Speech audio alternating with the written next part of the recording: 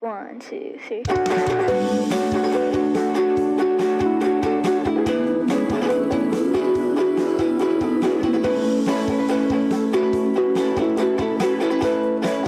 Hello, everyone. This is Kyle Galaz with Poor2Pro Car Sales Training Podcast. Become a sales titan. And guess what? I have one right in front of me, taking his career very seriously and booking his second one-on-one. We got Cristian Kasinski. Cristian, welcome back. Thank you. Thank you for having me again. Nice mustache, sir. Uh, Thank you. Cristian booked a one-on-one about 6, 7 months ago, and he's back because he's ready to go to the next level. But before we get into his topics, I would like him to share kind of something that happened with him in the car business, and maybe this will resonate with you guys out there and you sales girls out there, of what happened with Cristian, and he's back in a healthy spot. But Cristian, why don't you talk about that as much as you want? Yeah, for sure. I got back into the car business after being on and off in the home improvement cars, like home improvement sales, car sales business. And I stepped 2 feet in for good again in February of this past year. And that's when I reached out to Kyle, I think around March or April for some more training.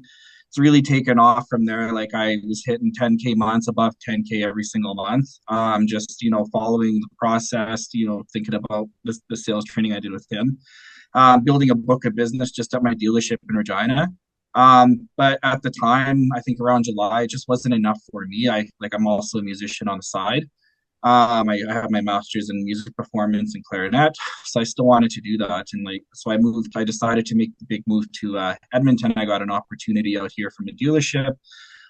They made a bunch of different promises, got me to basically uproot my life, and I found out very shortly, within a few days, actually pretty much within the first day, I was like, nope, this isn't the place for me. It was selling a brand that I really liked, like it was the Hyundai brand, but it's just the way the dealership was set up and the way it was managed. It was just very poor. One of the worst things was like when I asked him directly on the phone, well, how many salespeople are there at that smaller store? And he's like, oh, there's like 10 to 14, which I'm like, oh, that's quite a bit for that size of store. But you know what? I'm in Regina, smaller city. We got 10 people at our store, and I'm kicking ass. So let's do it. Um, Find out very quickly there's 20 people at that store. Along with the promises that there would be, 3, 4 promising walk-ins a day. We're on a very busy street corner. We got renovations going on right now, but it hasn't interrupted us at all. Basically, all the words that came out of his mouth were lies, and I could see that within the first 2 days after talking with the sales staff and seeing the high turnover rate at that dealership. So I called my boss back in Regina. We were really good friends, and he called around to his cousins who had the stores at the city I was currently in, which is in Edmonton. I got a job really quickly out at the Chevy store here, where they sold all the four GM brands: Chevy, Cadillac, GMC, Corvette, Buick. So because they didn't really have a sales position, I was the buyer. So still sales, but in a different aspect, and I was also overflow sales. So doing really well with that, reaching out to people on Kijiji, Marketplace, things like that to really help expand my book of business and the way I think about the car business in terms of buying, and being able to have a quick turnover rate in buying and selling those cars. So after a few months of doing that, just I was getting the same results, I have the same drive and everything. Just the pay structure was a lot different, and at this point in my life, I can't really afford to have that stall in my income. So if I'm going to be producing that kind of numbers, on the sales side, car sales and car buying, I want to be able to get paid for it at the rate I was before. So I decided to make the big step and go back to Regina and see where I go from there. Wow. Yeah, that's a lot of stuff that happened in a short period of time. Yeah, very And short. Cristian, thank you for sharing that. Sometimes we go through stuff in our lives where it's a sucky scenario, and we got to pick up the pieces and just make stuff happen. But I do notice a very common thing in people that have success in their DNA is they will always find a way. And if you can have that, which it sounds like you do, you really have a mentality of and you said it in there too about I got to make the money. I don't want to take a step back. I want to make like those are the things that successful people do is they're always trying to find a way to get to the next level and they're not okay with even at that dealership that overpromised all that stuff. You were there 3 days and you felt like you probably took steps back and you've entered into like this is Christian 5 years ago that didn't know what he was talking about. I'm at this place, and you said, nope, I'm going somewhere where I can be successful. But when you have that mentality, it's like a lion mentality. You're always on the hunt. You're always looking for the next thing, and nothing will stop a guy like that. Literally, nothing can stop a man that has goals and something that he's shooting for. And take we'll talk about this right now. Like, think about something in your past, like an item you wanted to buy. Okay, Christian, you think about something, whether it's an instrument or a electronic. Is there something that you wanted that you didn't get ever in like a retail aspect, not in life goals, but like an item? Yeah, in a way, yeah. Yeah, I mean, there's like if you want something, and let's say it's more money than you have in your account right now to buy, uh, whatever it is, you will find a way to get it, correct? Oh yeah, Yeah, like you're gonna do this and do 100%. that, and I gotta sell that, and I'm gonna move stuff around. And the more you focus on that item that you want, the faster you're gonna get it. Like Yeah, if I want a new guitar or I want a new whatever laptop, if I truly focus on that item, I will find a way to get it quickly. And it's the same thing with success and those things in life too, is if you focus on, okay, I need to get back to that 10,000 a month goal, or I need to get to that 15,000 a month goal, and you truly put in the work and you get creative and you're doing the things necessary, you're going to get back there. And that is a trait I see in you because just those few things that you said about, I'm not going backwards, I'm going forward. And those are the kind of people that are easier to train because they see it. So kudos to you for going through that and coming out stronger probably with more knowledge. And this new hybrid position has a very high upside because I know buyers out there that buy vehicles that make way more than me as a sales manager. yeah. The buying power and your ability, you may have just found a position, the hybrid position that you can make your 15, 20, 25, 30K a month uh, deal. So let's talk about your topics. Thank you for sharing that too. Yeah. So your first topic was acquiring inventory using Marketplace and Kijiji. For us in America, Kijiji is like our Craigslist. You're going on there and you're looking at, people selling stuff and you're making calls and sending emails and messaging to try to buy their vehicle. Now, when you say Marketplace, are you talking about like Facebook Marketplace? Yeah. Okay, and that's something we use a lot here to sell and to buy. But Kijiji for us in America is like our Craigslist. So word track for getting VIN so I can place a bid. Once I have the VIN, what do I say? How do I get the vehicle? Because they're asking 20. I'm seeing that it's worth 15, and how do I close that gap? How do I get them in so I can buy it and maybe sell them something new? And so that was your first topic. So luckily, I do a lot of car buying myself. I have a relationship with Enterprise Rent a Car, so I can buy vehicles from them. Nice. I buy vehicles off the street. I don't visit marketplaces probably as much as I should to buy vehicles because I'm my main job role is selling vehicles, helping my sales staff. I'm a sales manager that I do that for the dealership's health, not necessarily because I get paid for it. I don't get paid anything for it, but I'm looking to keep the dealership healthy. So I do have quite a bit of knowledge in buying vehicles. And I'm going to give you an example of something that just happened a couple days ago. I bought a Jeep off a gentleman that was checking out different dealerships. And then we'll get into some word tracks to help you online. So my question, Christian, is do you get people that drive in to want to sell, or is it strictly you having a farm? I get the odd person. I can count on one hand how many times a month I get the person calling in going, "Oh, I'm selling my Yukon. What do you give for it?" And it's Gotcha. easier to bring that person in, be like, "Well, come on by." Whereas if I'm most of the time I'm farming, I'm prospecting on Facebook and Kijiji. Those are like my gold mines right now. There's just always people listing every day, especially Edmonton's a good sized city. So right now, like I'll reach out going, hey, we're looking for vehicles just like yours. I'd like to place an offer on it. And then I'll put in there, all I need is your VIN, and then we can go from there basically. And like 8 out of 10 times, people will just send their VIN. You get the odd person that's like, I'm not giving you my private information, even though I could just take a picture of it on their car. And then after that, if they do give me their VIN, I go to my manager, I put it in our V-Auto system. They compare the market analysis. We give them a little bit of a sight unseen range.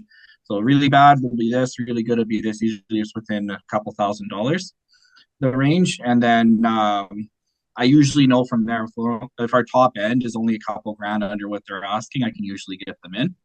But if they're like 10, 15 grand apart, it's going to take some work. Yeah, I run into that too.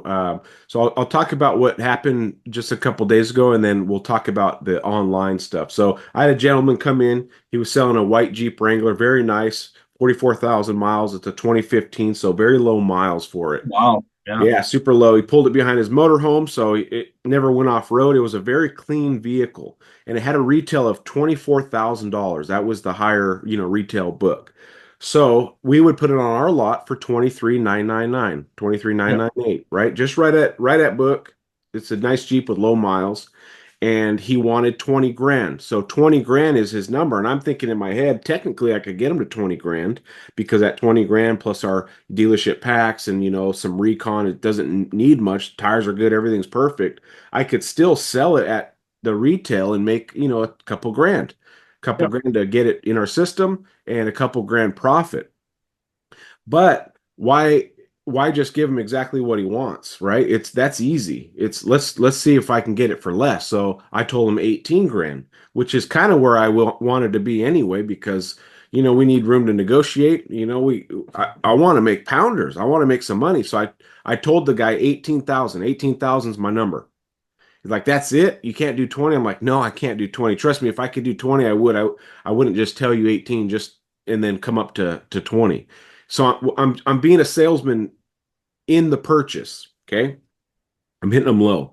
And so he goes, so he kind of walks around a little bit, goes outside, comes back in. He's like, can you at least do 19? And I stood firm. I know I could buy it at 19. I could have bought it at 20. I said, Yeah. no, man, everything in my system is telling me I have to buy it at 18. And that's what I could buy it for. I'm like, do you really want to go out there and try to sell it to people on the street, et cetera? I kind of went through some stuff. And Yep. he's like, well, not really. I'm like, 18 is my number. So he leaves. He's gone. I'm like, well, shoot. Could have bought a nice Jeep for 19, but whatever. Well, in 30, 40 minutes, I see him come right back. He walks in. Kyle, I'm like, what's going on, John? He's like, you still do 18? I said, yeah, I'll do 18. And he reached out and shook my hand, right? And I bought it for 18. We already sold that Jeep within 2 days for 24,000. So it was words, it was verbiages, not money. And when I'm training people on how to sell or even how to buy, in your case, it's words, not money, that make deals. So you got to get really good at not just what you're saying, but how you're saying it, and be convincing enough to where if you do have the walk-in customer that wants to sell it or the person on their phone, do you sound like a professional, and do you sound like someone that's, looking out for their best interest? And if you can do those things and they see you as the professional, or hear you as a professional, you're going to get more stuff done than, hey, I was hoping to buy some vehicles and I saw you know what I mean? Like, there's a difference in the voice between a guy that's, begging versus the guy that's telling. Okay. And so me and you may be saying the same thing. You ever have a manager come out and close a deal for you in your career? And you're like, I Yep. just said that. I literally just said that. And now you're the customer saying yes. Connotation. Yeah. When I was a salesman, I'm like, bro, I just said that to the customer. Now they're saying yes to you. Why is that? Why does that happen? It's not what we're saying, it's how we're saying it in that position of authority. Why is it that my manager comes out and says, yeah, this is what we can do, da da da da da, I move some stuff around. Like I just said that as a salesman. And now the customer, okay, all right, yeah, that's fair, let's deal. Because you came in as an authoritative figure, and it was how you say it. So Right. So it's a confidence thing also. It took a lot of confidence for me to tell the guy 18 and not his 20 when I could have bought it at 20. And instead of making $2,000 profit, we made $4,000 profit on that car deal 2 days later. So, Right. so a couple things will help you is, well, it'll help and hurt because your income relies on you buying the vehicle and selling it. My income doesn't rely on me buying that car. Right? If that guy left and sold it to someone else, that doesn't hurt my paycheck unless, of course, we sell it and the store makes gross. So Right. I'm detached emotionally from me buying that Jeep yesterday or a couple days ago. I'm emotionally detached. And the customer could detect that. Listen, if I could give you more, I would give you more. But this is the number I have to be at. Everything in my system is saying it's 18. I know you want 20, but the way I'm saying it is detached from emotion from that buy. Now, when I go to sell a vehicle, Christian, I'm emotionally attached because emotion builds that ether, it builds that vibrance. But when I'm buying a vehicle, I have to detach my emotion from it. I want that Jeep bad. It's 44,000 miles. It's 9 years old. That's a beautiful piece. Up here in North Idaho, Jeeps are candy. So I really wanted that, but I detached my emotion from it. So when you do deal with these people online and things like that, try to detach emotion a little bit. Like you don't really need to buy it, but you're calling because you got to find something in there that helps you with that. Now, when you're calling people and because that guy came to me, right? He needed me. When you're calling somebody, you're the one that needs them. So Right. there's a flip there because now you're the one in need of that vehicle. So the script is a little bit different because you do need the vehicle, but still try to be emotionally detached. Now, acquiring vehicles, it sounds like you don't have a problem getting the VIN number. No. No. So getting a VIN number is easy. I need to put in my system, then I can generate some, things like that. Now, when you're talking with these people, do you already have pictures? You already can see their vehicles? Yeah, it's in their postings usually. Oh, Okay. So you can get a good idea of the true value of that vehicle. yeah. Okay. So on Marketplace or Kijiji, you have their pictures, you have the VIN number, and now we're trying to get them in. Are we having an issue getting them in, Christian, or are we having a problem making the deal?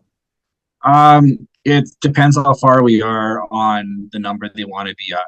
So let's say they're at 25,000, but it retails at 22, right? So they're already asking for 3K over retail, and we can only give 18, 19 for it, right?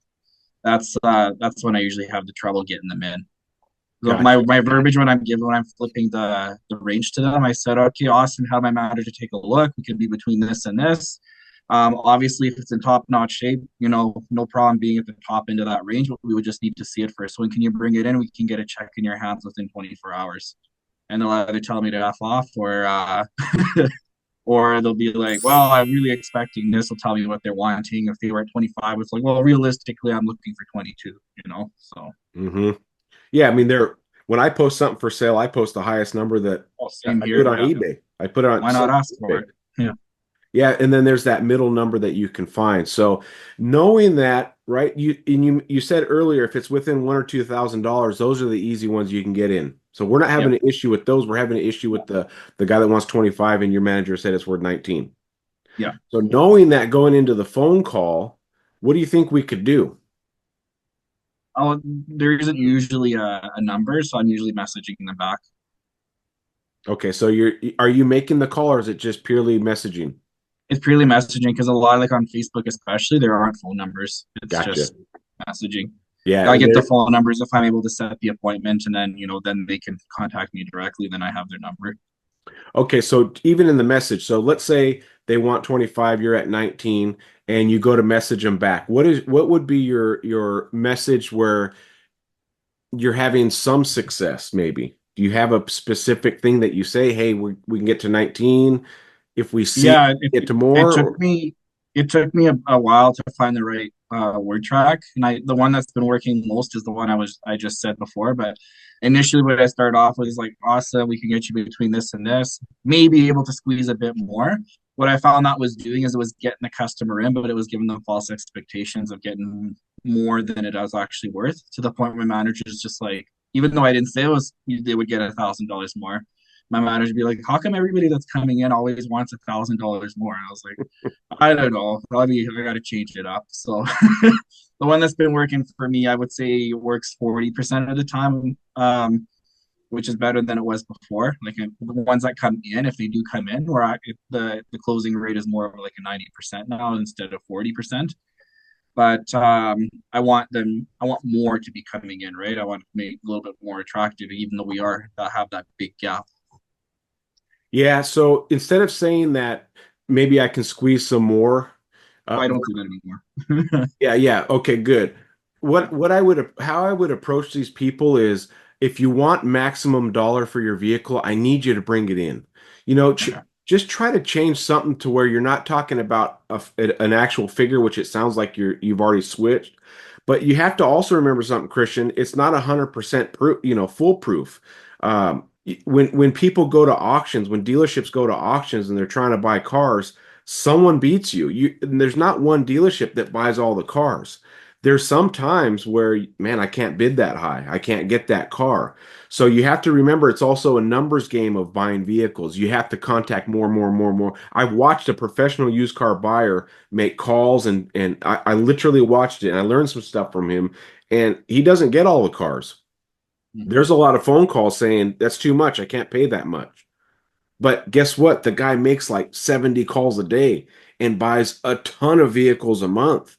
And he gets these Kelly Blue Book instant cash offers, and a lot of them he doesn't make. But because he's made so many calls and tried so many deals, and the way he speaks, he actually buys quite a bit. And sometimes, yes, they got to jump up a little bit, like your manager does for you. You know, I need another 500 to make this purchase. Um, but it is also a numbers game, and don't be so hard on yourself. No, thinking that I'm not doing a good job or I need a higher percentage because you can't get them all, right? No. But what you can do is at least get them in. So if you know you're 5 or 6 grand apart, at least get them in. Hey, we'd like to see your car in person. I will maximize every dollar I can get for you when it's here, and I can actually take a look at it and try to build some rapport, over the text. And a couple verbiages you can use is I'm allocated to buy a certain amount of vehicles this month, and I'd like to have yours, but I really need to see it. Your vehicle is kind of a specialty vehicle. Whatever you got to say to maybe scratch their back a little bit that their vehicle is special because guess what? There's an emotional attachment to that vehicle. And I would Mhm. like to see it in person. My boss would like to see it in person. We're kind of intrigued by your vehicle, and to maximize how much I can give you, I need to bring it here. If you have someone that's reasonable, that really wants to sell their vehicle, they'll find a way to stop in. And yes, Right. if you deliver that same number of 19 and they wanted 25 and they get upset that you wasted time, hey, guess what? At least you're trying. At least you got Mhm. them in. Because if you can build that relationship in person, hey, I'm Christian, and you can have that authoritative sound, then you can start doing some selling like, hey, our money's good within 24 hours. I'll get you a check within 24 hours. Do you really want to sell it on, the marketplace where people, if they have your title, they have your address? You know how much Yeah. fraud we've seen? We've seen so much fraud out there, people selling their vehicles and then they get this bank drafted check, but the check doesn't clear through and you think it's a cashier's check. Like I'm saving you from that. And trust me, I have a lot of customers that end up buying or selling their vehicle to us, just like you, that wanted more, but also didn't want to deal with all that stuff. Time is money. I'm glad you're I here have. right now because here's what I could put on your vehicle. Let me take some pictures, and you're selling them on the fact that it's a convenience thing and you're giving them that good experience. But there's not a silver bullet for buying cars from people that want $10,000 more. There's no special verbiage that you got. It's how far can you get them to where how close can you get them to you personally, the dealership, the our buying purchase experience, and then you give them that number. Oh, 19, I want 25. I understand that, but everything on our side is saying your vehicle is worth 19. I understand you want more. Now, if you were to pick something out in our inventory and trade it in, maybe I can show a little more love. And yeah, you're going to have to kind of go to battle again with that customer. But I would rather battle that customer than not have that customer at all. Yeah. And then a lot of times I leave them off at that and they'll come back crawling 5, 6 days, 2 weeks later, 3 weeks later. Man, I'm really sick of these marketplace people. Okay, if you can give me a fair price, let's do a deal. Yeah, you're planting a lot of seeds with those people that have the high price, and you hit them hard. Sometimes we're planting seeds and not getting that fruit right then. You got to let it marinate. Your number's marinating. They go home and they talk to their wife or their significant other, and they're like, "Yeah, Christian over here wasting my time. He wants 19." And at the dinner table later, well, we could use the money, honey. Your payoff is only 11. I know you want this, but we got bills stacking up. Like those conversations happen. And if you can get them in, your chances of buying their vehicle go up dramatically. So I would focus if you got the deal over, it's within $1,000, just get in here and they're coming in to sell the car, no problem. But those tougher ones, change the verbiage to get in here. I'll maximize your dollar. I'm allocated a certain amount of vehicles a month, and I'm intrigued by yours. Yours looks pretty Okay. nice. And scratch their back a little bit. Don't give them an exact dollar amount. Even if they grind you for a dollar amount, say, listen, with your specific vehicle, I'm not putting a number on it. Not yet, because your vehicle is intriguing. It has a low miles for the year and it's got an interesting color, but I really need to see it in person if you want maximum dollar. If you want me to give you a generic number, we're not going to ever talk again because our generic numbers are not VIN specific. They're not specific to the care you've taken. Because if I don't see it, then I have to put it into the general vehicle, category where it needs rock chip, it needs tires, it needs brakes. It's been rough housed a little bit. But yours doesn't seem like that. When can you get it here? I want to maximize. Can I get you what you want? I don't know until you get in here. I need you Mhm. here. And just try changing it up. Don't give those ones that you're 6 grand away a number. Try it. I don't got a number for you until you get in here, but I'm very intrigued by your car because it looks like you've kept good care of it. It's a interesting vehicle. Oh, okay, yeah, yeah, okay. And it stacks the odds in your favor because guess what, Christian? When they're in your dealership, you have a better chance of buying it. Right. Okay, so it sounds like you actually do a pretty good job. I think what you need to do is hit up more people. Well, I'm hitting about like I'm between Facebook and Kijiji and Auto Trader. I'm hitting up about probably messaging 100 people a day. Woohoo! And You're out of doing a those great job. 100, about I get 20 bids. Like 20 of them are giving me VINs. And then out of those 20, I'm like, this is fairly consistent stats. I'm getting about 3, 4 appointments. And then out of those 3, 4 appointments, I'm getting about half of them sold or bought. Okay. So, So it's not probably not enough then. Now you said out of the 100 you're getting 20 VINs. like 100 people I contact in a day, I'll get about 20 VINs. Yeah. Okay, so we need more VINs then. Yeah. Because it sounds like when you get the VINs, you get more, it ends up being a purchase more often when you get the VIN. Yeah. Better chance. Yeah. Yeah, if you're getting 20 VINs and you're getting 4 appointments, then what happens if you get 50 VINs? You get, 9 appointments. Appointments. Yeah. So let's work on getting the VINs also. And what I tell people when I talk with them is if you want the best number, I need the VIN. I have to have the VIN. And this goes to what I was had up here is tell them who you are, what you do. I'm a vehicle acquisition manager. I'm not a salesperson. I'm a vehicle acquisition manager. And if you do want to trade it in, I can help you in that department, but my job is to acquire vehicles. But my software requires a couple things, VIN and odometer. And if you could send some pictures of it or I see it on there, it looks pretty good. It's intriguing to me. I'll maximize the dollar, but I got to get that VIN. Just tell them I got Okay. to get it. My software requires it, and they'll send the VIN, but maybe focus on that. Okay. Then the building the doubt we talked about a little bit, but I just want to say it. Dealing with people off the street. Do you really want to deal with people off the street? Right? There's a lot of fraud out there. Our money is good now.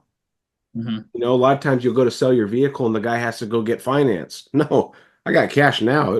Y'all have a check tomorrow. We do all the paperwork. We do the release of liability, so you don't have to worry about the legal stuff behind the scenes. We do it all here.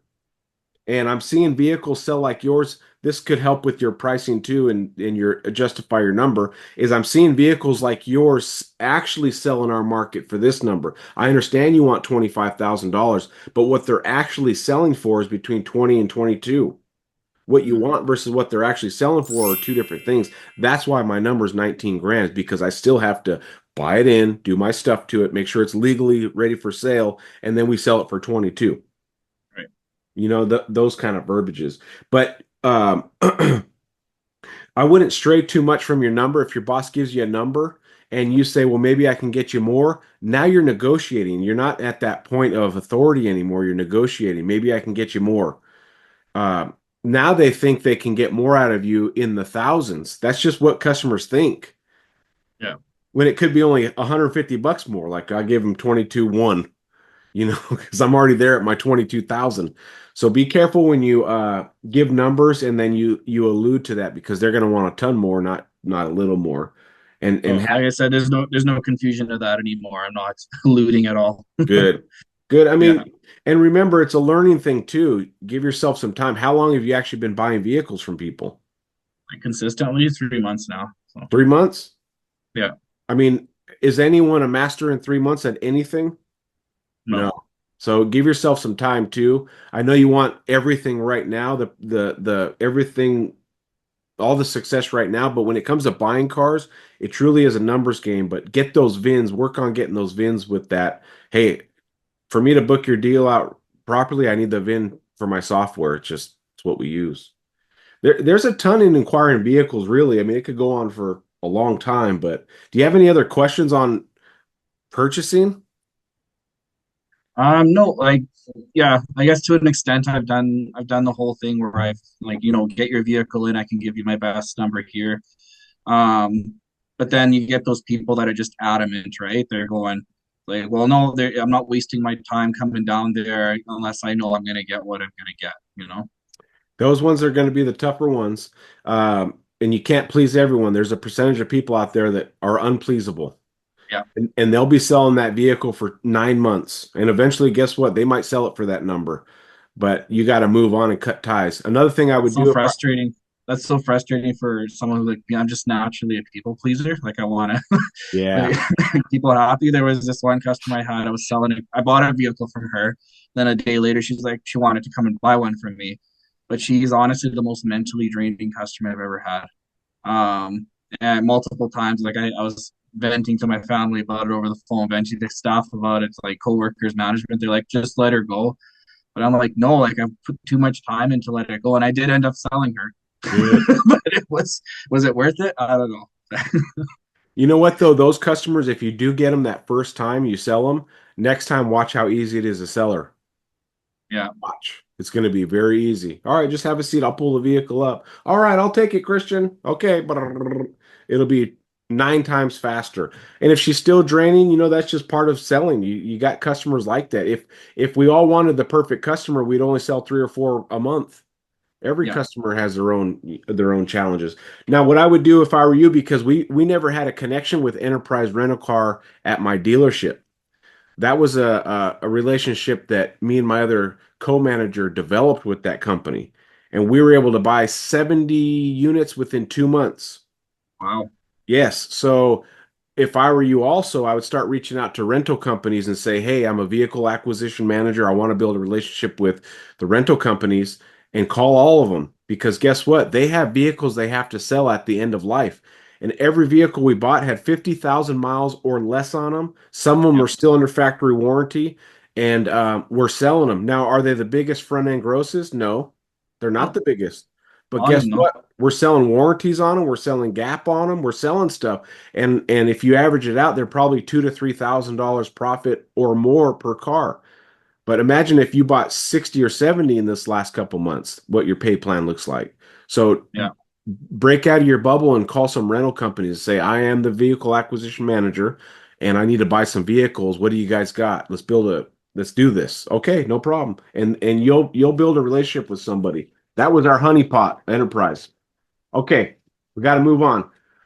This one right here you're going to do great at because you have a great personality. Is follow up post delivery. How often do I follow up and keeping the customer thinking about you as a salesperson, right? You're not necessarily their favorite person in the world, a salesperson, right? They're going to think about you once in a while when their friend talks about, "Hey, I need a car," right? Or were you worth being memorable to them? Were you worth a referral or a repeat customer? So follow up post delivery. I got my notes. So one of the steps of my sale is forever follow up. I think it's the last steps of my 11 steps of the sales, forever follow up. And I have a quote that I think I invented. I'll take credit is if if uh if you want a repeat customer, then your relationship with them must outlast the vehicle you sold them. The average lifespan of a customer and their vehicle is 2 to 3 years. People want a new vehicle every 2 to 3 years. So your Right. relationship, Christian, with that customer has to outlast that 2 or 3 years. Because if you're in their forefront and you're the go-to guy when it's time to switch their car, they will give you the first opportunity. Okay. If they still live in your area, they're going to reach out to you first because guess what? You've been in their face for 2 or 3 years. Uh, they may not give you multiple opportunities if you screw up that first one, but they're going to at least give you the first one. So there's a few ways to do this, and I've watched both because I've been in the car business since before social media, and now I'm in the car business in social media. So I've had a perfect blend of old school and now current Mhm. stuff.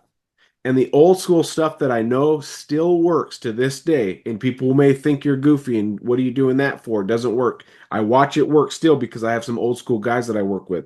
Is thank you cards, birthday cards, and Christmas cards. Yeah. Those three still work. The ones that work the best are those Christmas cards because at Christmas, nobody sends cards to their families. Oh, have Merry Christmas. Send an emoji or something. Yeah. But the one person that actually sends a Christmas card is my sales guy. I watched this happen with the salesperson I worked with for a number of years, and they would come in and ask for that salesperson. He's the only guy that sends me a Christmas card every year. Not even my family sends it. So if you want to try a little old school, either do birthday cards or Christmas cards. You can always send a thank you card after they purchase it or a little letter, send it in the mail. People like opening stuff like that. They may throw it away, but it's still a gesture. But the Christmas cards, there's something about the birthday and Christmas cards that people like and they remember. And if you could get a Christmas card or a thank you card or a birthday card with your face somewhere in there, a sticker with your face, they'll remember you even more. So we're taking some old school and we're still using it. So if you want to be memorable over a course of a year or a few years after you sell them the car, send them a Christmas card or a birthday card or both. Be good at it. You got to have an Right. Excel spreadsheet. You got to have dates. And, in Excel, you can search for keywords and Yeah. you could put today's date as a search and see how many birthdays come up on that day and then send those cards, or whatever you got to do. So Christmas cards, birthday cards, people will say they don't work, but I watch them work still. Do you Another just one. have like a bunch of the same birthday cards and then just buy like a pack of 100 stamps and send them out, or Yeah, that's what he would do. He bought his own stamps and his own cards. But if you think about how much it costs versus just getting one sale from it, I yeah, mean, pays for itself. kind of pays for it. Yeah. And no one sends Christmas cards anymore. When was the last time you got a Christmas card from a family member? One or two, but yeah, mainly just my investor. That's it. So So just think about that. Now, what if you got one from a salesperson that sold you a vehicle 5 years ago, and every single year you get it? It's kind of a nice feeling that the guy's doing that, and he's writing on there, "Hey, Merry Christmas, Cristian Kasinski, blah blah blah," and you see his face on a sticker. There's no money in it. There's no gift card. It's just a gesture. But They if put you their want, card up on the mantle. They got family over for Christmas. So who this guy? Well, I could use a car. I'm telling you, it works. That stuff works. Now, does it work with everybody? The new people coming up? I don't know, but I did see it work up until a couple years ago when he finally retired. People Wow. still ask for him. Does he work here? Yeah, he sends me a Christmas card every year. It's goofy, but it works. Okay, okay. Phone calls, old school. It works. Going on, Christian? It's Kyle over at ABC Motors. How you doing? Good, good. How are Hey, you, Kyle? doing good, man. I appreciate you answering. Hope everything's going good. I don't know if you remember me, but I sold you the that Chevy half ton about 9 months ago now. Oh yeah, I love that thing. Good, good, good. That's always good to hear. Hey, I'm sorry I haven't talked to you in 9 months. I should have been doing my follow-up, but we switched systems and I lost a lot of contacts, but your name popped up and I'm like, dude, I gotta give Christian a call. So I'm just kind of retouching bases, checking with you, seeing how you're doing, seeing how you're liking the truck. And I'm wondering if there's anything I can help you with right now while I got you. Anything? No, everything's been working really good. I got a reminder I'm scheduled for a service here in a few thousand kilometers, but yeah, just a couple of things I'm still learning on the truck, but it's good. Yeah, no, I'm still learning stuff on these trucks too. These trucks are like cell phones now. They got all these hidden features. But hey, if you're ever in my area, I know sometimes you probably drive by the lot. Stop by, man. I'd love to see you. We could have a cup of coffee or something. Just really trying to connect with my previous sold customers because I truly care about them. And I also care about your friends and family. So if you know anybody right now that's like they need a car, they're driving a beater, please let me know and I'll reach out and see if I can help them just as good as I can help you. And I promise you this, I won't let another 9 months go by without contacting you. Is that okay, Christian? Well, yeah, yeah, I appreciate that, and I don't know anybody right now looking, but I'll definitely keep you in mind. Hey, no problem. I'm going to send you a text just so maybe you can program me in your phone. If you ever think of somebody or you're near me, let me know and I'll help your buddy out, get a new car, and then maybe me and you can have a cup of coffee at the dealership or something. Or I can show you some new products. Sounds good. All right, Christian, I appreciate it, man. Yeah, thanks for the call. All right, bud. Bye. Boom. Blah, blah, blah. I'm sent a text. Nice talking with you, Christian. Sorry it's been so long. I really goofed up there. Like, we can admit that we haven't done a good job with talking to customers. Boom, boom, boom. Sorry. They'll forgive you. I promise you. But what does Yep, that mean to a customer? Wow. Salesman, eh, like, that's all. Christian's a cool guy. Hey, Christian, I'm yep, coming, or Kyle, I'm coming by. I'm going to stop by and have some coffee. Show me a new truck. I'm interested. All right. You never know what comes out of it. But until you yep. actually do it, and then you ask for that referral, hey, do you know anybody in your circle that has a pile that needs a new vehicle? Oh yeah, I got a buddy at work that he truck barely made. I'm always giving him rides. What's his name and number? And get that info and help them. Okay, Yep. so we got some old school Christmas cards, birthday cards, and literally calling and asking for referrals. But before you ask for the referral, you have to give them something. Hey, I'm sorry I haven't talked to you in a long time. I really messed up. We switched CRM systems and I lost a lot of contact, but I found you. Blah, blah, blah, blah, boom. By the way, do you know anybody that's got a beater with a heater? Okay, some of the new school stuff, text, email, messenger, and social media. This is where forever follow-up gets easier. It's super easy to send a text, right? Yep. So why don't we do this? Set a schedule for each customer you sell to text them once a month. Hope the car's going good. Let me know if you have any questions. Yeah, you're going to spend a couple hours, once a month texting everybody you've ever sold. Yes, it's a tall order. Maybe you can't text everybody in one day, but if you truly want follow up and or referrals and repeats, you have to do it. You got to do it. You have to stay in contact with these people longer than they have that vehicle. Right. Because guess what? If we do follow ups at 30 days, 60 days, 90 days and drop them in 2 years, 3 years, they may remember your name, but they may assume you don't work there anymore because every time they buy a car, they have a new salesperson. Right. Right. We've conditioned customers to know that salespeople don't last long at dealerships. So we got to just remember this verbiage. Your relationship must outlast the vehicle you sold them. And don't be afraid to ask for referrals. And don't be afraid to call a customer a year after you sold them and admit, I screwed up. I haven't talked to you in this long. And I was thinking about you. I'm like, you know what? I'm going to call them. I'm sorry I didn't talk to you in a year. And try to make it lighthearted and fun. And then you can start getting referrals. The key is you got to be genuine and never lose contact with these customers. Okay. So, you know how me and you you found the podcast and then you reached out to me and we kind of started text messaging each other, right? Yeah. So do we have a good relationship, me and you, do you think? Yeah. You can message me anytime. Yeah. I can message you anytime. Yeah. Do you feel like we've done good business? I think so. Yeah. Do you feel like if I was in Canada in your area, would it be okay if I stopped by your dealership and said hi? Well, I'd be I've told my bosses about you. I'd be telling them to get you over there for a session. Like we have a good relationship. Yeah. So, and I mean, in theory, Porter Pro is a podcast that is valuable to salespeople, but it's still like a business. And you're a consumer. You consume the podcast, and that's just how businesses work. But we have a relationship that is above the business now. Let's say I can't do the podcast anymore. I lose my voice completely.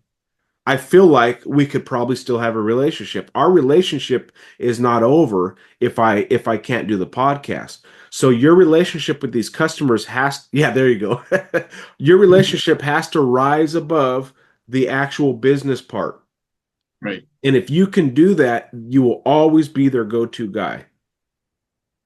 And just like you said, I tell my bosses about the podcast. I tell my coworkers about the podcast because you see value in it. Does your customer see value in you, Cristian? Ask yourself that. Are you valuable to these people to want to come see you again? I think a Right? lot of them do. Yeah. A lot of them are preconditioned to go, oh, he's just a sales guy doing his job, getting overpaid to show me a car and get it out the door. You know what? And that could be a fact. We might be overpaid people to do that. But Yeah. if you can rise above that with these customers in a relationship area, then they won't see you like that anymore. They're going to see you as a valuable relationship for them. Hey, Cristian, do you guys have any openings for an oil change? My thing popped on. Yeah. I'm glad you called me, man. I'm actually over here at service right now. Hey, I got a guy that needs an oil change. Real good like you're making sure he hears it. I got a Yeah. killer customer of mine that's VIP. You guys got any oil changes? Yeah, I got an opening right now. You near? Like you're valuable to them. So if you become valuable to them, then they will always come back to you. So your relationship has to outlast their vehicle. You need to send them birthday cards, Christmas cards, and you have to continue your relationship no matter what. Now, I think I said this in a podcast before. Every 5 contacts you do, you should ask them for, like a referral or a repeat. Send them a fun article about, an upcoming product that Chevy or whatever brand you're selling has. Hmm. Send them a funny video about a car salespeople or something. And every 3 or 4, send them something like, hey, do you have any friends that might need a car? Just doing a little follow-up, something. And then go back to the relationship building and then throw in a repeat. You guys need another vehicle? Something. Okay. But I want you to try the birthday cards and the Christmas cards. Yeah. I'm definitely going to do that. Just try it. Yeah. And you'll see some benefits out of it. I mean, let's say you send out 1,000 birthday cards or 1,000 Christmas cards, and 1% of them buy. What's 1% of 1,000? That's 10 vehicles. That pays for the stamps, and you don't got Can to. I even go above that and like send the Christmas cards and whatnot? In the New Year follow up, it's like, hey, just wanted to touch base. Hope you got my card. Blah blah blah. Absolutely, Yeah, absolutely. and Yeah, I got and it, maybe Cristian. they meant to reach out, but they got caught up with Christmas, and they're like, oh yeah, thank you so much for sending blah blah blah. So yeah, It works. I mean, we got to separate you as just a car salesman to someone that's a relationship worthy person that has some value. If you don't have value and you're not relationship worthy, they don't need to come back to you because you haven't earned it. You're not any value of it. If you start digging in an area and you never find gold because there is no gold, do you dig there anymore? No, you move on. So you're the gold for these people. Be the gold and you'll get those repeats. Okay, anything else on this one? no, Stay in contact with them always. All right, the last one was presenting numbers. How do you close on first pencil? I'm going to ask you a question, Cristian. Okay. okay, Do you deserve full price? Absolutely. Why? By the time I've done all the running, I was talking about this with my manager the other day. What separates me from other salespeople is when the customer's in the showroom, they come first. Like everything is now for them, right? And I'm advocating on their behalf, which I see a lot of people waiting and standing aside. Whereas I come in like, hey, they got an appraisal, we need to move now. I see the manager sitting around doing nothing. Let's go appraise this car. Um, they constantly see me moving, sweating for them, crying for them, fighting on their behalf. And by the time it's time to do the pencil, I built so much value in the vehicle and myself as the salesperson in the dealership that I truly believe that they've seen. A lot of them don't. They still want a discount and everything. But at that point, it's like I think my service has shone through. Good, good, yes. So I get this a lot from salespeople. They think that getting full price is a sentence or a close. It's more than that. It's more than that. Do you actually deserve full price? Have you done enough legwork? Have you earned full price? Because if you've earned it and you do say the right sentences, you're going to get it. If you haven't earned it and you're relying on a sentence, you're not going to get it. It's going to be a grind. So you have to put in the whole package. You have to have the right verbiage at the desk, and you have to have done the legwork. And remember, perception is reality with these customers. So if they see a man working hard, they see a man bending over backwards, they see a man trying to get every penny for them, and they see a guy that's saying the right sentences, that's the guy that will get full price. If they see a guy not doing the legwork, they see a guy that's kind of doesn't want to do this and do that, but has the great verbiages, it's still a grind. You can be the best talker on the planet, but if they haven't seen the value of $50,000 in the vehicle and you in the process in the dealership, then you're not going to get 50. They're going to walk or they're going to grind your face off. So it's a whole package. And I say this in the podcast, if you wait till the desk to close the deal, you're probably not going to close it or you're not going to get full price. So the key to full price is the beginning of the meet and greet. It's the whole process. It's the whole package. It's like cooking a turkey dinner at Thanksgiving. If you just throw it in the oven at the last minute, your turkey's going to suck. But if you do all the preparations and you do all the right stuff and you get the right ingredients, then your turkey's going to be amazing. It's how it is. Now, do we still have to have the correct verbiages at the desk? Absolutely.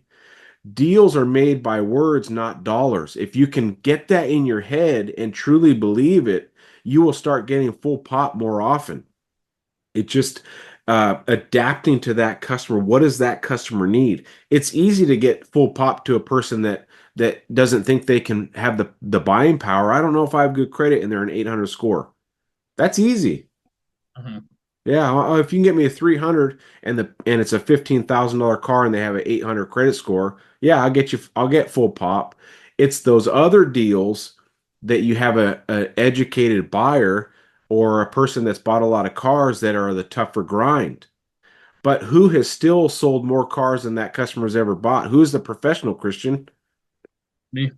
Yeah, you're the professional. So it's what we do and how we say it. And I'll give you a couple examples and a couple techniques. So when I was in the sales at the Alfa Romeo, when we had Alfa Romeo and I was a salesman for the new cars, Alfa Romeos, they're not loaded. They don't have all the features. They don't have cooled seats. They don't have, all the super stuff that maybe a Hyundai has or other brands have. It's always a battle. So my walk around and my presentation was had to be spot on. Is your walk around and presentation spot on, Christian? It can be better. There you go. So hey, at least you can admit it. Mhm. So if you want to close more people at higher prices, you better have a killer presentation. You also better have a killer demo drive. Don't just take a quick slick drive just to get through it and go work numbers. You gotta, if you want to get 60 grand for a truck, you better do 60 grand worth of value building.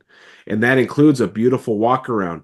that is customized to that customer. It also includes a great demo drive where you're actually pointing out stuff on the vehicle that pertains to them. And hey, let's take it over here. I want to show you a few features. I want to show you the suspension. We're going to go, half on a curb, and like all those little things start adding up. And if you can present it in a very professional way, and you're the go-to guy, then when you get to the desk, you've already gained control of the scenario because you showed them things that they didn't know. You showed them stuff that they couldn't Google. You gave them the proper walk around. They followed your lead throughout the walk around. They're not over here looking at that car, while you're trying to do a walk around over here. You are captivating enough like a good movie to where they feel like they got their money's worth at the desk. Yes, you still have to be good at the desk, but here's some verbiages I did after my beautiful walk around because I made sure I knew everything about that car possible, and my beautiful demo drive that I made sure they got to feel the swoops and turns and ups and downs. Is now let's go back and work the deal. And when I would be outside and I'm bringing them in here, I say, my job, Mr. Customer, is to get you every single penny the manufacturer offers. I'm not going to keep a penny of this stuff. It goes to you. Man, I use that all the time. I'm going to capture everything I can from the manufacturer and forward it right to you. I'm not one of these dealerships that keep it. It's all yours. Done. I want you to not only buy this vehicle, but many after this. Key words I said, what did you pick up on? Hi. Also, I'm going to forward you all the money that the manufacturer offers. Giving, yeah, I'm getting something. Yeah. Yeah, and I'm looking out for your interest. All I'm saying in my brain is I'm going to give you all the rebates. I'm going to give you everything possible from the manufacturer. I will give you everything I got that they allow me to give. Okay, thanks, Kyle. Yeah, have a seat. Boom, boom, boom, writing it up. All right, Mr. Manager. This is the rebates. I pulled up the little thing and put that on there. Well, what about the price? Leave the price. Leave the price. All right, this is what I could get you. Boom, boom, boom. Well, what about the price? Everything I got is down here on this line. Rebates, incentives, ding, ding, ding. This is the structure I have. Now, after they reviewed that, I flipped that paper over. Have you seen the KG Close episode yet? You need to No. watch that. Oh, no. I did. Yes, yes. Okay. That was several months back, right? Yeah, it was a few months ago. The KG Yeah. Close. So after I was captivating enough outside, inside, doing all the stuff, I'm going to get you every penny I got. Boom, boom. I'm doing all the stuff right. Okay. Then I flip that page over and I say, now, you said you guys were going to finance the vehicle. My job is to figure out what is the best rate for you based on your credit. And then I can present you 60 months, 72 months. If you have really good credit, I can show you 84 months. What kind of down payment were you thinking about putting? And I got it back on them. I'm asking the questions. I'm in control. What kind of down payment? We were thinking 2 to 3. Okay, no problem. So if you put 3,000 down, that doesn't mess with your bills and all that stuff. No, we can do 3. Okay, perfect. I stuck that paper right back in there, right back in the folder because I already told them I got them all the money I possibly could. I'm the leader of this sale. I am the true leader of this sale. And now I'm going to put in their credit app. I put that paper back in there. Boom, boom. Do you do the credit app at your desk? No. Where's the credit app done? It's done after we've closed them on the numbers and get them into finance. So the So, finance manager does it. okay, so walk me through. So I close them on the numbers and then I take them to finance the person. I get them to sign off. I go to my manager, I get the sign off. I take the Foursquare, the driver's license, and any like the Costco card if there's Costco incentives. And then where they work or whatever, I take all that information to the finance manager, explain the deal to them. They'll come out, to come get them, do the credit app, get them approved, and get the deal done. Okay, so we can change some verb. It's a little bit different than I'm used to, but you could change the verbiage at the bottom part. So you could go through all the numbers. I've got you every dollar I could possibly get from the manufacturer. This is my very best deal. Okay, what I'm going to do at this point is I'm going to sign, you're going to sign, and then I'm going to let my finance manager figure out all the payments, all the interest rates, all that stuff. And then you put it on them, and now that the pricing's not the issue anymore. I'm don't worry, I'm going to make it affordable. You're not buying the car unless you can afford it. Trust me. Like, and then you get that stuff over there. But the key here is being in control of the scenario, and the customer is realizing that you're looking out for their best interest. I use that close so many times. I'm going to get you every penny I got from, I'm going to get, you could just say it like that and then come back with the incentives. Now, if they fight you on it, because everyone wants to fight a little bit, if Yeah. they say, well, what are you going to do on the price? I can't do anything on the price. Everything nowadays is razor thin margins. It's just it's the car business has changed after COVID.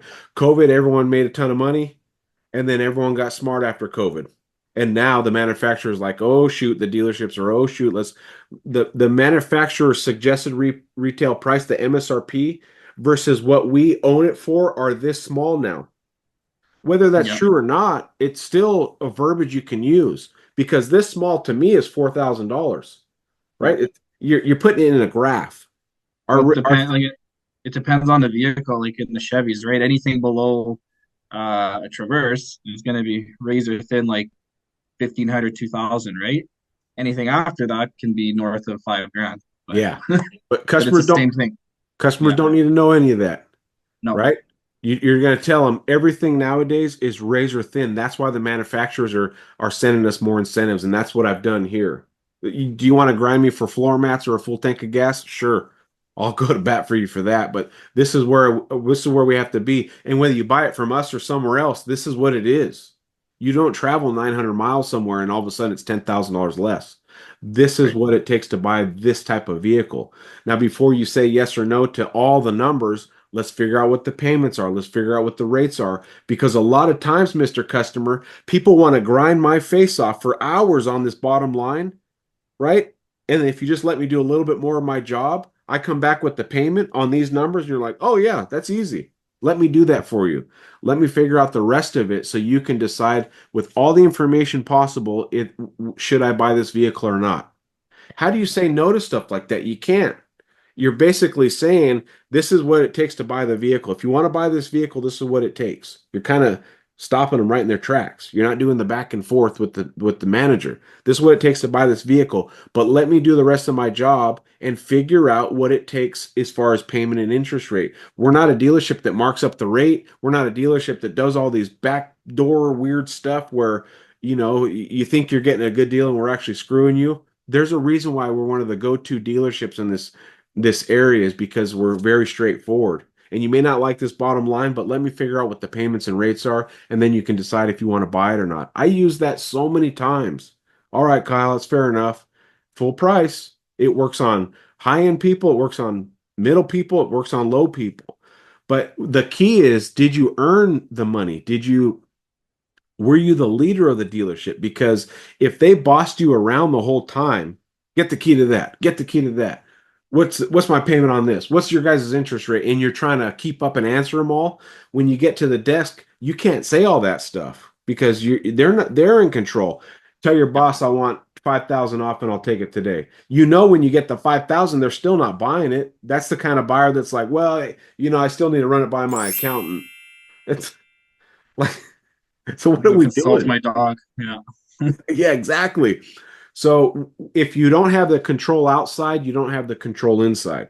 If you're shaking in your boots outside, you're going to be shaking in your boots outside. I told this to a salesman at a BMW store. If you're not in control of the sale, don't bring them in yet.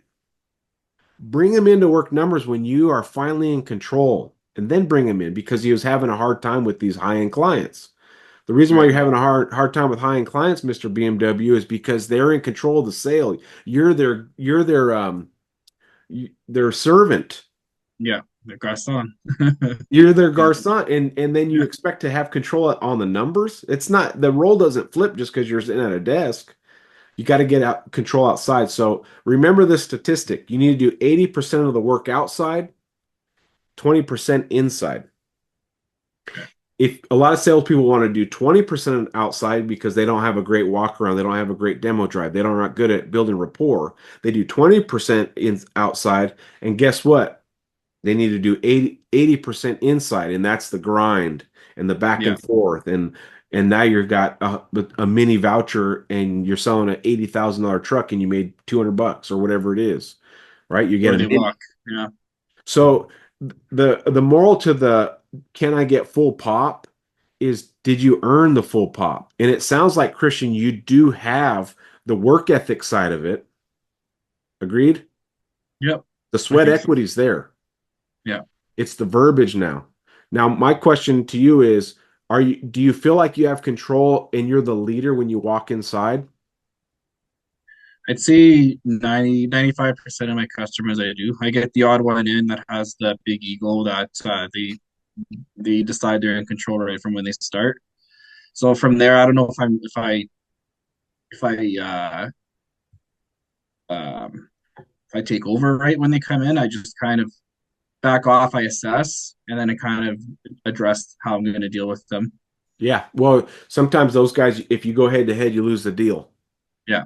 But you still got to do this. So my visual is you got to go, oop, and go behind or underneath. And the way you do Yeah. that is you scratch their back, you pump up their Get ego. the guard down. Yeah. Yeah, you got to spend extra time building rapport. Don't try moving on to those next steps until you've broken those walls down. Yeah. And those are the guys that say, I don't want to test drive it. I want to work. Let's work the numbers. Yeah. I understand you want to do that, but our policy before I work a number, store policy is I have to test drive the vehicle with you. Because guess what? If you get them to test drive that vehicle, you might finally break down that wall, Cristian. And then Yeah. when you get the powerful ego guy, because sometimes those ego guys have the buying power. They are a buyer and they got the money and they got the credit, but you got to battle them up front. And sometimes the way you battle them is you can either go head to head. Sometimes it requires that, or sometimes you got to do the chuck and jive or whatever they call it, zig and zag, and Yeah. get on their other side. But I think when it comes to getting all the money, it's the lead up to getting all the money and then closing it with good verbiage. So here's what I need you to practice: your walkarounds, your product knowledge, and have a good demo drive. And don't skip the part of building rapport.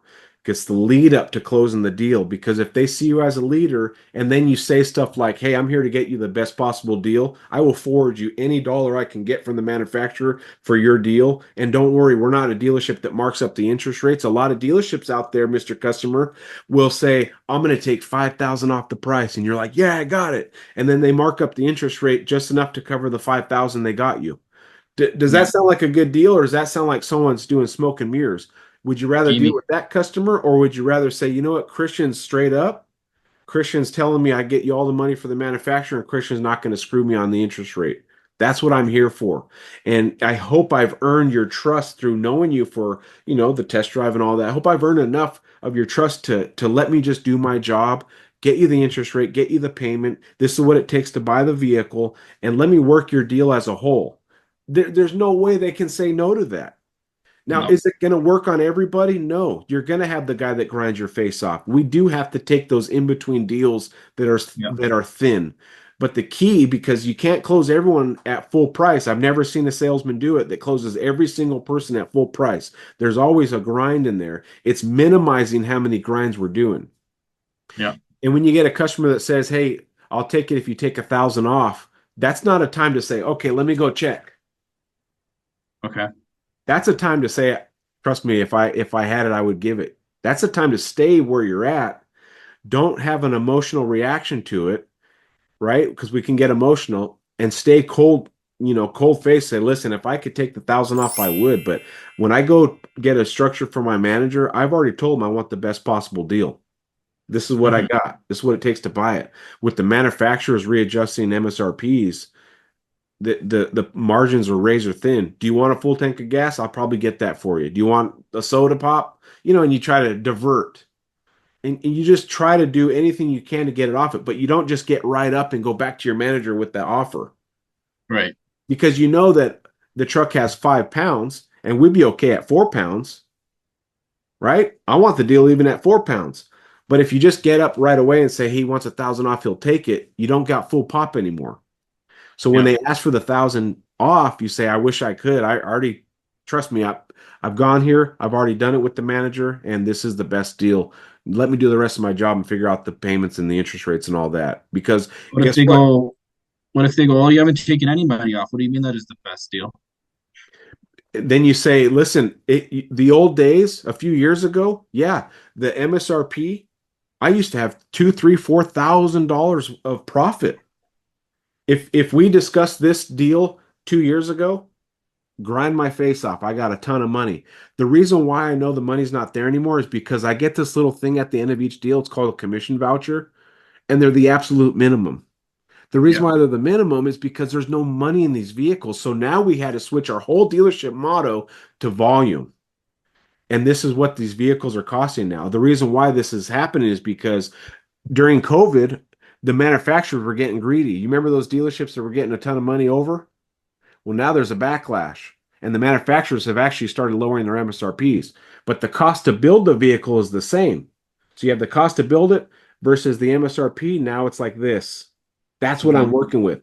That's why, floor mats or a full tank, that's what I got. And you just shut them down. You don't just get right up and go back to the manager. Have an explanation that makes sense. Right. If you say, and now if you want to be honest, Abe, and say, yes, I have $5,000, how much do you want? They're going to say, I want all of it. But if you say I have razor thin margins, this is what it costs to buy it. The manufacturer have changed their whole way of doing business. The industry has changed to volume sales now. And if you see a dealership that's offering $5,000 or $6,000 off, there's something else going on that they're going to get you on. Oh, you want that money off? Then you have to use our financing. Well, what do you mean? And the financing is the $5,000 or $6,000 back to the dealership because they're marking up the interest rate. I'm saving you a tremendous amount of time, Christian, if you just stay and do business with me. And I hope I've earned enough of your respect, and I hope you see that I got a lot of sweat equity into this deal to earn your business the right way, because I can do those things. You want me to go get $5,000 off and come back with a $1,800 payment and 22% interest? Would you rather have that? Well, heck no. How about I do this? You let me keep my $400 profit in the car, and I get you a smoking interest rate and a payment you can afford. Okay. Like, you have dominated that conversation. Yeah. And you're in control, and you're the professional, and you're not just getting right up. We'll take $500 off. Okay, I'll be right back. He only wants $500 off. Well, you lost your full pop. Whether it's Yeah. $100 or $5,000, you got up too quick. So next time you have a customer that offers whether it's 500 off, which you know you can do, or 10,000 off, which you know you can't do, sit there and battle them.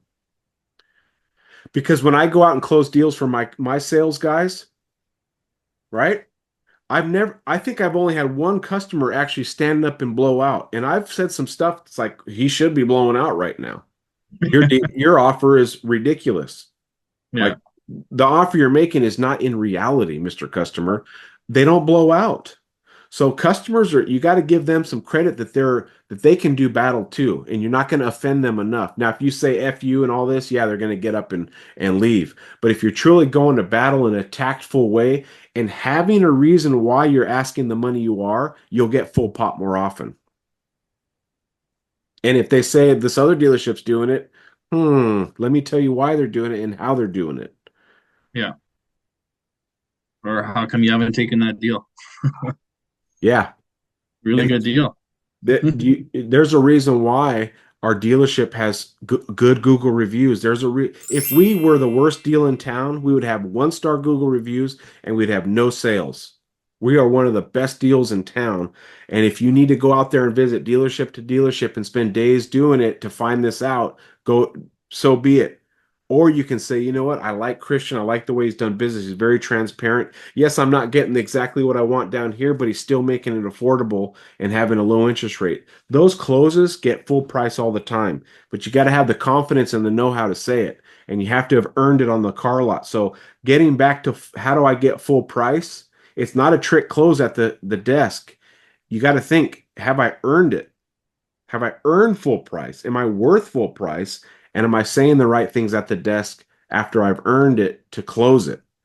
That's what Right. closers do. They close the deal. So you got to get good at closes. Full Okay. pop Awesome. starts outside. Are you professional?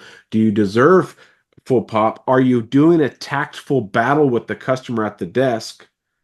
Customers will always say, now that you mentioned this too, when you're talking about, sorry, we're going over a little bit. You're talking about uh, figuring out what payment the customer wants. The customer never tells you what they can actually afford and what they're willing to go up to. The customer tells you their lowest payment. So if I'm on a $25,000 car, the customer is going to say that's just out of their mouth, yeah, if you can get me a 350 to 400. Well, if you believe what they're saying, you're going to have to discount the car. Yeah. So you've already believed that that's their payment range, and you go to your manager and say they want to be at 350 or 400, and the manager's like, "Well, I'm at 515." Well, how close can you get? You just lost full pop, right? Don't believe the Right. customer what they say. You go out there with full pop, you go out there with full pencil, you go out there with full payments, and you have a tactful battle. If you want a $300 payment, I got to show you the most basic Chevy Spark I have. This is what it when you see these vehicles on the road, people are paying 515 a month. This is what it costs to own it. Yeah. You know what I mean? And you have a tactful battle and always believe in your pencil. Even if you know there's $5,000 of profit, believe in what you're selling right now. Don't think about the profit. Well, I could technically do it. I could take $2,500 off. You just lost full pop. You got to go to battle with these customers in a tactful way and have earned it. Make Yeah. sense? Yeah. Totally. Do you have any closes that are your go-to that work? Um, I think like the ones I do don't really if I can sense that they're not going to be paying full pop, I'll kind of get a sense of where they want to be. Like, they're like, "Oh, I want free warranty, or I want this, I want that, or get me down $2,000." My go-to is like, you know what? I'm not sure I can get there. But if I can get to this, which is still, well, I know how much money I'm going to be making. Um, can I shake your hand today? And like 9 out of 10 times, that one's good. The only time because it gets me a commitment, right? The only time it doesn't work is if they're not serious. They're like, "Well, we still got to go see my go-to close." If they do say, "I got to go see this one over here," it's like, "Well, you mentioned today that you're looking to get a car yesterday. Like you wanted to be driving away today. We're already at 3 o'clock here. It takes time to get the vehicle ready, get approval for finance, do the paperwork. If you want to drive out of town today with this vehicle, let's get it done here today. Like I've given you a good deal. I've given you a good, you're right in the payments you want to be. This is the right year, right kilometers. Let's get it done." They're like, "Well, okay, if you can get me over here, then we'll go away today." So Okay. Yeah, I mean, you have good word tracks. Those are yeah. good word tracks. Just build upon them and throw in that emotion in that. Man, I hope I've done enough to earn your business. Like the penciling, be careful as a salesperson to pencil your own deal, thinking about how much I have in it, what I'm going to make, Right. because that is that's what's losing money. Trust the price you got and use those verbiage I was talking about. Everything's razor thin now after the COVID thing. Dealerships got greedy. Now the backlash happened. Now the manufacturers are like, we got to sell cars. So they've actually lowered our MSRP. I used to have $3,000 or $4,000 in profit. I have like $300 in these cars. And the reason why I know is because of my commission report. I have to sell a ton of cars now. If you Mhm. can make it make sense of why you're asking for a full price, they'll pay full price. But if you say, "Hey, if I could do this, would you take it today? I know you want 2,000, but I could do 1,500," because you know you can, you lost full price. It's your own verbiages that are hurting you. Okay. So when deals are made, they're not, you got to get away from the don't make the deal with money, make the deal with words. And get out of your comfort zone, Christian. You got to fight for that money. And you'll start seeing that, hey, I'm selling the same amount of cars, but now I'm making an extra 5,000 a month because I'm holding full price. Make it a game. I'm going to get full price on this person. And the way I'm going to do that is being a killer salesman outside and then a slayer on the inside. If you take 2,000 off, I'll take it. Okay, so what you're saying is if I take 2,000 off, you'll take it. Yeah. All right, let me go talk to my boss. I mean, you just lost $500 in commission. Or I wish I could. I'm going to get you every penny I can from the manufacturer. Trust me, the old days, done. Nowadays, they've chopped us. And Yeah. you can lean back and go to battle with them, just but you're doing a battle that they don't even realize is happening. Now, if you want to beat me up for a full tank of gas in a soda pop, done.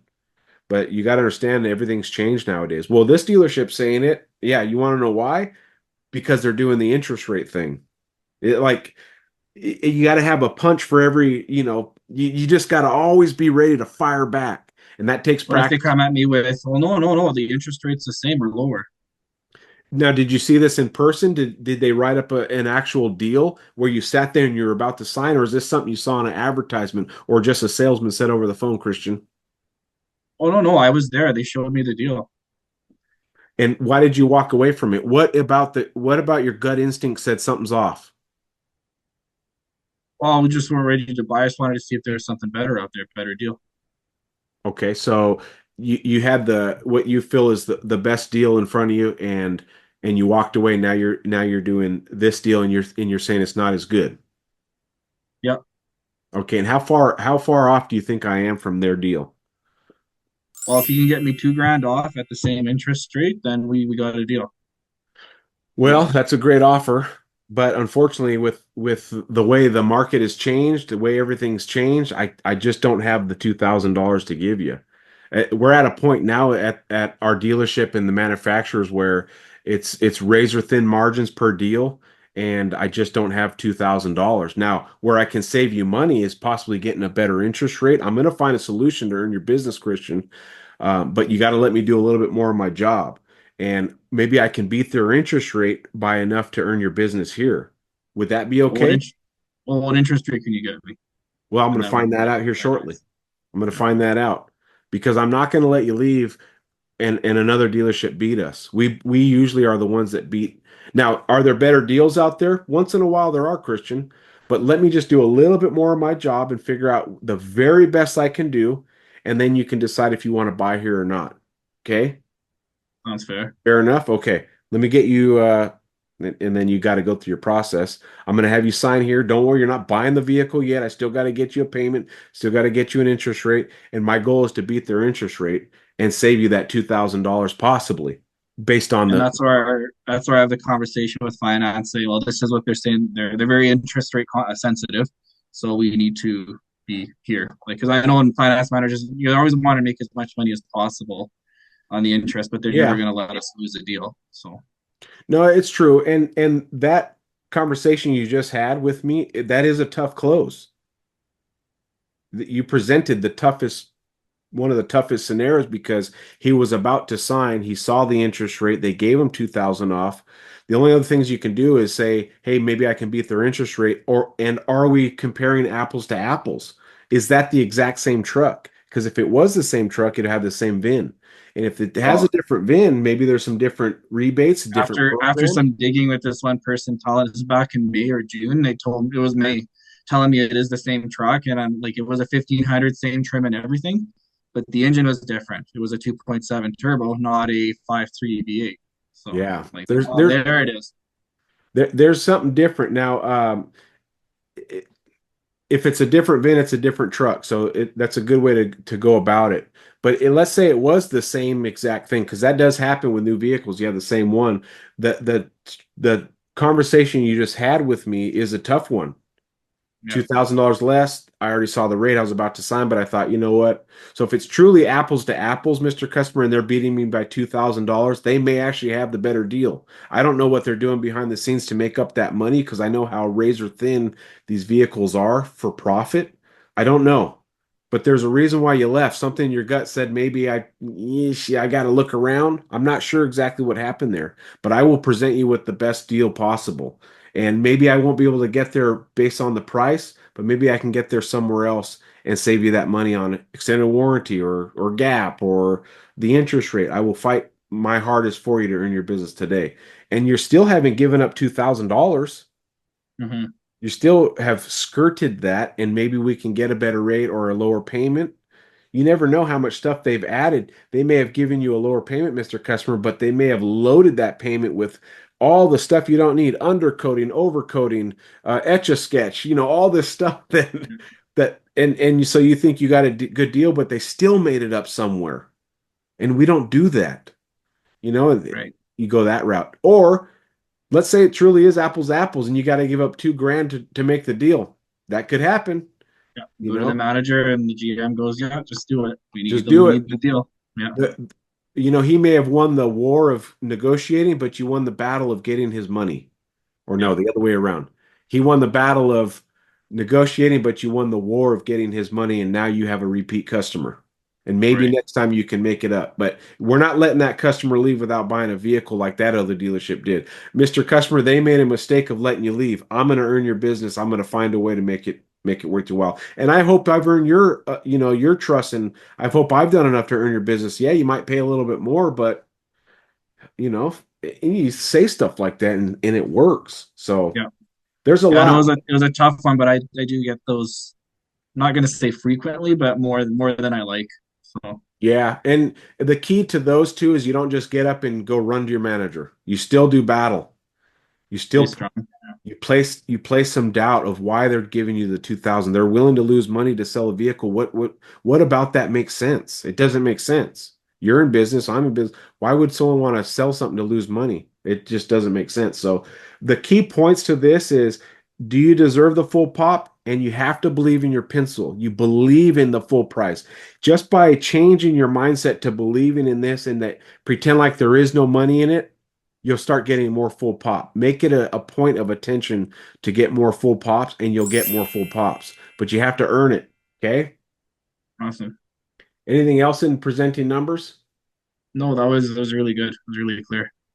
Yeah, and I'll send you the video too, the video link. You'll be in season 8. I think it's episode 7. So it's going to be a cool season with all the one-on-ones again. It might be my last season doing one-on-ones. I'm not sure. Because I want to start trying to I'll still do one-on-ones, but I don't know if I'll do it on the podcast. I'm thinking about doing in-person one-on-ones on the podcast. I think that would be cool. All But right, fly me out. it takes travel. So I got to figure out those logistics too. But anyway, Christian, I appreciate you. Sorry I went over, but you had some great and tough ones that we deal with as salespeople. But the key is put your next foot forward, and you just keep marching on, and you keep getting better and better, and believe in your skills, believe in your dealership, believe in the pencil, and you'll start selling more cars and making more money. Great.